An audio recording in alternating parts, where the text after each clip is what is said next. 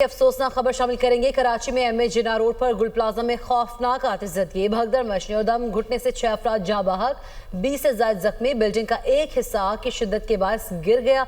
इमारत में मुतादिद अफराद के फंसे होने की इत्तला है। गैस लीकेज के बायस इमारत में धमाके हुए। आग प्लाजे के मेज़नाइन फ्लोर पर लगी, जो देखते ही देखते तीसरी मंजिल तक पहुंची। करार देकर शहर भर से फायर टेंडर तलब किए गए हैं। फायर ब्रिगेड की 20 से ज़ायद गाड़ियां आग पर काबू पाने में मसरूफ़ हैं, जबकि पाक नेवी और सिंध रेंजर्स के जवान भी रेस्क्यू ऑपरेशन में शरीक हैं। गुल प्लाजे में छोटी बड़ी 1200 से ज़ायद दुकानें हैं। एक फायर फाइटर लोगों को रेस्क्यू करने के दौरान शहीद हुआ। हुमायूं खान की जानिब से ये बताया गया है और उन्होंने मज़ीद बताया, आग तीसरे दर्जे की है।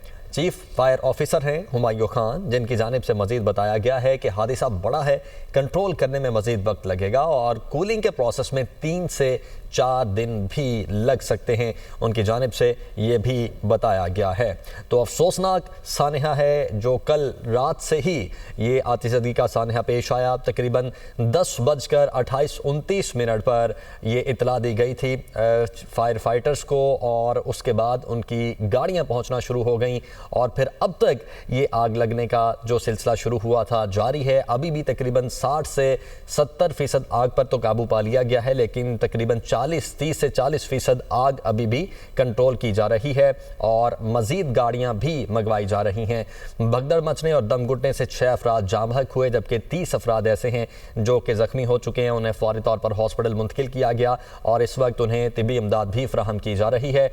और इसके साथ साथ जो यहाँ पर सूरत हाल है वो ये है कि कुछ अफराद ऐसे हैं जिनके अंदर फंसे होने की इतलात भी मौजूद हैं और कुछ लोग जो यहाँ पर मौजूद हैं अपने लवाहिकीन के बाहर निकलने का इंतज़ार कर रहे हैं। और जिन ताजरों की इस प्लाजे में दुकानें मौजूद हैं वो ताजर भी रात से यहीं पर मौजूद हैं, तमाम तर ऑपरेशन भी देख रहे हैं और इस चीज़ का इंतज़ार भी कर रहे हैं कि जैसे ही आग बुझे और अगर फायर ऑफिसर्स उन्हें इस प्लाजे के अंदर जाने देते हैं, अपने अपनी दुकानों तक रसाई देते हैं, तो वहाँ से अपने सामान को बाहर निकालें, क्योंकि अभी तक करोड़ों का सामान ऐसा है जो कि जलकर खाकेसर हो चुका है और बिल्डिंग का एक हिस्सा ऐसा है जो कि मुनहदिम होकर गिर चुका है। और इसके बाद जो अभी बाकी का हिस्सा है जिसमें आग लगी हुई है, उस हिस्से में आग को बुझाने की कोशिश अभी भी की जा रही है। कूलिंग का अमल बहरहाल अभी शुरू नहीं हुआ है और कूलिंग का अमल जैसे ही शुरू होगा तो चीफ फायर ऑफिसर के मुताबिक 3 से 4 दिन लगेंगे कूलिंग का जो मरहला है उसको मुकम्मल होने में। जी हाँ, अगर देखा जाए तो ये इस आग को लगे तकरीबन 11 घंटे गुजर चुके हैं और आग पर अभी तक मुकम्मल तौर पर काबू नहीं पाया जा सका। कराची में ये बड़ा हादसा पेश आया और आए रोज़ हम देखते हैं कि कराची में इस तरह के हादसा पेश आ रहे होते हैं।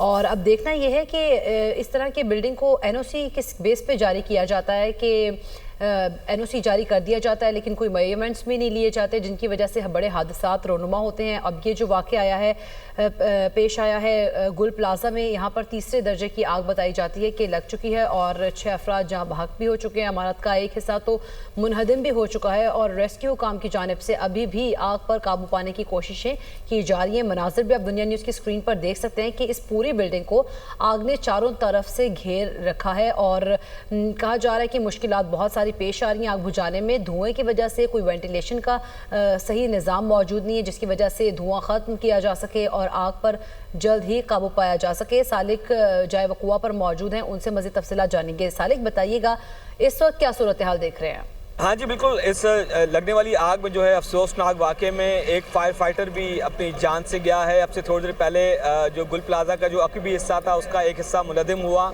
जिसके मलबे तले दब के एक फायर फाइटर जो शदीद ज़ख्मी हुआ था, जिसको वहाँ से अब से थोड़ी देर पहले निकाल के अस्पताल मुंतकिल किया गया, लेकिन वो फायर फाइटर जो है वो ज़ख्मों की ताब न लाते हुए शहीद हो गया है, जिसकी शनाख्त जो है फुरकान अली के नाम से बताई जा रही है। अब मजबूरी तौर पर इस अलमनाक वाक़े में जो जाँ बहक होने वाले अफराद की तादाद जो है वो 6 हो चुकी है। बताया जा रहा है कि रेस्क्यू एहलकार जो फायर फाइटर जो है यहाँ पर केएमसी फायर ब्रिगेड का जो एहलकार था उसका ताल्लुक नाज़िमाबाद फायर स्टेशन से बताया जाता है। वो गुज़श्ता रात से यहाँ पर रेस्क्यू ऑपरेशन में शरीक था। तो रेस्क्यू ऑपरेशन के दौरान जो है बिल्डिंग का जो मुनहदिम जो हिस्सा जहाँ पर वो आग बुझाने के ऑपरेशन में शरीक था, तो इस दौरान बिल्डिंग का मलबे तले वो दबा है, जिसको यहाँ से शदीद ज़ख्मी हालत में यहाँ से निकाला गया। काफ़ी मलबा यहाँ पर गिरा हुआ था, उस पर जब उसको यहाँ से निकाला गया तो शदीद ज़ख्मी हालत में जो अस्पताल पहुँचते हुए रास्ते में दम है। फायर ब्रिगेड हुकाम का ये बताना बताना है कि रेस्क्यू एहलकार की शनाख्त जो फुरकान के नाम से हुई है, जबकि दूसरी जानब अगर बिल्डिंग में लगने वाली आग की बात की जाए तो बिल्डिंग में आग ताहाल मौजूद है। बिल्डिंग का जो फ्रंट का हिस्सा है वो भी काफ़ी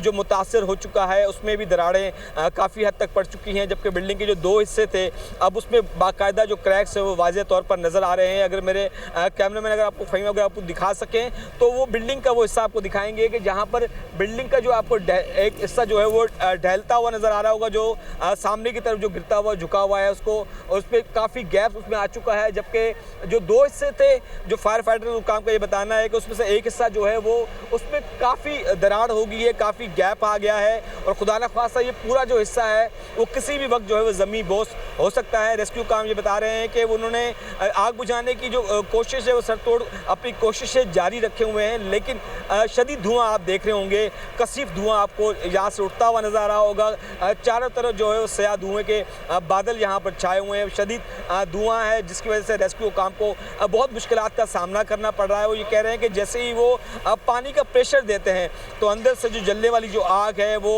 बुझती तो नहीं है, लेकिन उसके नतीजे में जो शदीद धुआं यहाँ से जो है बाहर आ रहा है, जिसकी वजह से रेस्क्यू काम को ये बताना है कि उनको अंदर देखने में काफ़ी मुश्किलात का सामना करना पड़ रहा है कि यहाँ पर अंदर किस किस मुकाम पर आग लगी हुई है। रेस्क्यू काम अब यहाँ के जो बिल्डिंग के जो शीशे हैं उनको तोड़ के वेंटिलेशन का सिस्टम बनाने की कोशिश कर रहे हैं, उसके ज़रिए पानी अंदर पहुँचाने की कोशिश करें। जबकि ग्रिल्स को हवाले से बताया जा रहा है कि ग्रिल जो है मुकम्मल तौर पर जो पैक हुई हैं उनको तोड़ने के लिए असर जो इंतज़ामिया यहाँ पर सोच रही है। फायर ब्रिगेड काम का ये कहना है कि वो स्नार्कल की मदद से उन ग्रिल्स को तोड़ने की कोशिश करेंगे ताकि एक अच्छा खासा उनको स्पेस मिल जाए, जिसकी वजह से वो आग बुझाने का ऑपरेशन को जो है असर नो शुरू करें। जो बालाई बिल्डिंग्स हैं उसको जो है, और जिस तरह से आप बता भी रहे हैं कि प्लानिंग की जा रही है और धुएं के बादल भी हमने देखे हैं कि किस तरह से आसमान की तरफ बढ़ रहे हैं।